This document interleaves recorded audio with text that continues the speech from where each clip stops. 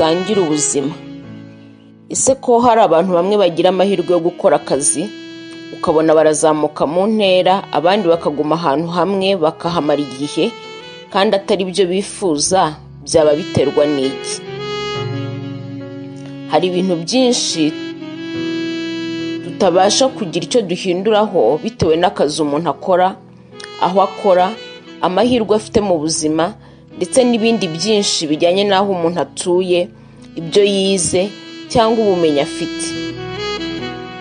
Ibitari muri ibyo wagira icyo ukoraho, nk'uko twaganiriye, wiga kubana nabyo ushaka uko wabihindura cyangwa ushaka ahandi hari amahirwe yawe.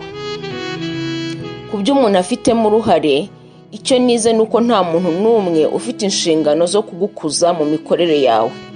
Ntawe ushinzwe career development yawe. Wowe nutagena hakiri kare intambwe ukwiriye gutera kugira ngo ugere aho wifuza, bishobora kuzakugora kuva aho uri igihe uzaba umaze kubona ko wakwamye. Dufite imiterere itandukanye. Hari abantu bagera ahantu mu kazi bakicara bakarambya bagatuza rwose ntibagire ikindi batekereza. Hari n'abandi bifuza guhora babona impinduka mu mikorere zatuma bongererwa umushahara cyangwa bakagira ibindi bagenerwa n'abakoresha bituma ubuzima bwabo burushaho kuba uko babwifuza. Imyaka yo mu kazi ku bafite amahirwe yo kugira aho bakora burya irirukanka kuko uba uri mu bundi buzima. Iyo utabishyizemo imbaraga rero usanga waradindiye. You need to be intentional. Kubishyiramo imbaraga hari ibyo uba ushobora gukora. Icyambere ni ugutekereza imyanya y'akazi wifuza kuzakora.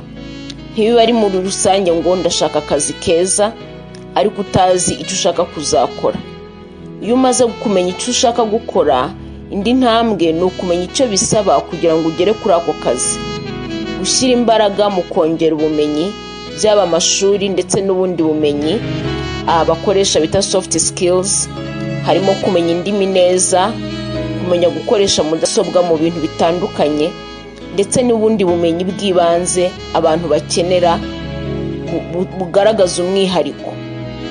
Ikindi ni ukumenyana n'abantu, kugerageza gushaka aho uhurira n'abantu bakora aho hantu cyangwa se bari muri iyo myanya.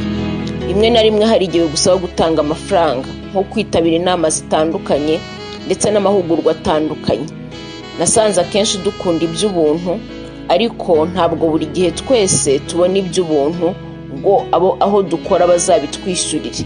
Hari igihe bisaba ko nawe ubishyiramo ubutunzi bwawe. Naganiriye n'abantu bakora ahantu nakwita ko ari heza. Nababajije ibanga bagiye bakoresha.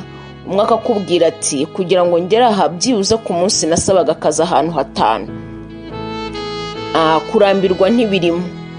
Ushobora kuba umaze kugera ahantu gusaba ahantu hagera ku 100 ukaba wararambiwe, ariko hari abakabonye basabye aharenga 200.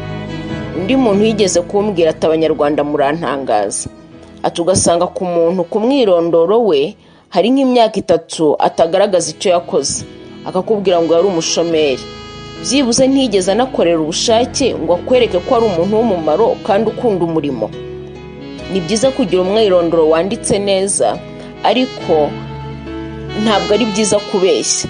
Iyo ubashije kugaragaza ko hari ikindi wakoze bikongerera amahirwe mu gihe cy'ijonjora.